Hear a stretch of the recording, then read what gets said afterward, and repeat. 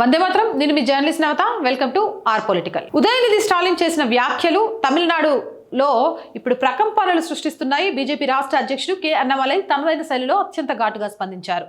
ఇక అన్నమలై ఉదయనిధి వ్యాఖ్యలను కేవలం రాజకీయ గిమ్మిక్కుగా కొట్టిపారేస్తూ సిద్ధాంతపరమైన తప్పులను ఎత్తి చూపారు. ద్రవిడ సిద్ధాంతం పునాదే నాస్తికత్వం, దేవుడు లేడు అని చెప్పే సిద్ధాంతాన్ని అల్లా ఒక్కడే దేవుడు అని నమ్మే ఇస్లాంతో ఎలా పోలుస్తారు? ఇది ముస్లిం సోదరులను అవమానించడమే అని అన్నమలై మండిపడ్డారు. ఎన్నికలు సమీపిస్తున్న వేళ మైనారిటీ ఓట్ల కోసం ఉదయనిధి స్టాలిన్ కొత్త డ్రామాకు తెరలేపారని, ఒకరోజు క్రైస్తవంతో మరో రోజు ఇస్లాంతో ద్రవిడ సిద్ధాంతాన్ని ముడిపెడుతూ ప్రజలను తప్పుదోవ పట్టిస్తున్నారని విమర్శించారు. గతంలో సనాతన ధర్మాన్ని డెంగ్యూ, మలేరియాతో పోల్చినప్పుడు లేని సమానత్వం ఇప్పుడు ఇస్లాం గురించి మాట్లాడేటప్పుడు ఎందుకు గుర్తుకు వచ్చిందని ప్రశ్నించారు. కేవలం హిందూ ధర్మాన్ని టార్గెట్ చేయడమే ద్రవిడ మోడల్ లక్ష్యమని ఆయన ఆరోపించారు. ఇక ద్రవిడ సిద్ధాంతకర్త పెరియార్ విగ్రహాలను కూల్చాలని, భక్తిని మూర్ఖత్వమని అన్నారని గుర్తు చేస్తూ పరమ భక్తులైన ముస్లింలకు దేవుడిని దూషించే ద్రవిడ సిద్ధాంతాలకి అసలు సంబంధమే లేదని స్పష్టం చేశారు. అన్నమలై శైలిలో స్ట్రాంగ్ కౌంటర్ ఇచ్చారు. ఇక ఆ దెబ్బతో తమిళనాడు రాజకీయాలలో ఇది చాలా సంచలనంగా మారింది. నిన్నటి వరకు దేవుడు లేడన్నాడు, ఈరోజు ఇస్లాం మా సిద్ధాంతం అంటున్నాడు, రేపు రాజకీయ అవసరాల కోసం ఇంకో మతాన్ని తమదంటారు. మీ ద్రవిడ సిద్ధాంతం ఒక ఊసర వెళ్ళి లాంటిది అని ఉదయనిధి స్టాలిన్ పై రెచ్చిపోయారు అన్నమలై.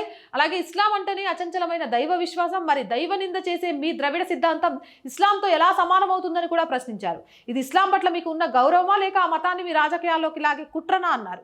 మీకు నిజంగా దమ్ముంటే సమానత్వం గురించి మాట్లాడేటప్పుడు అన్ని మతాల్లోని లోపాలను ఎత్తి చూపండి. కేవలం హిందూ ధర్మాన్ని విమర్శిస్తూ ఇతర మతాలను ఆశ్రయించడం మీ పిరికిదనానికి నిదర్శనమని సవాల్ విసిరారు.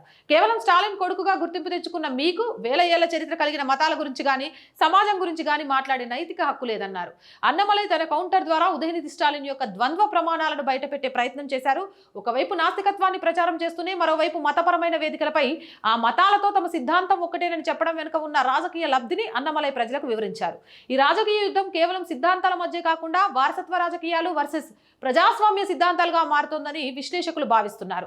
ఇక దీనిపై మీ అభిప్రాయం ఏంటనేది కామెంట్ సెక్షన్ లో పెట్టండి. మోర్ వీడియోస్ కోసం ఛానల్ ని వెంటనే సబ్స్క్రైబ్ చేయండి. కంటెంట్ బాగుంది, నలుగురికి తెలియాల్సిన అవసరం ఉంది అంటే లైక్ చేయండి, షేర్ చేయండి.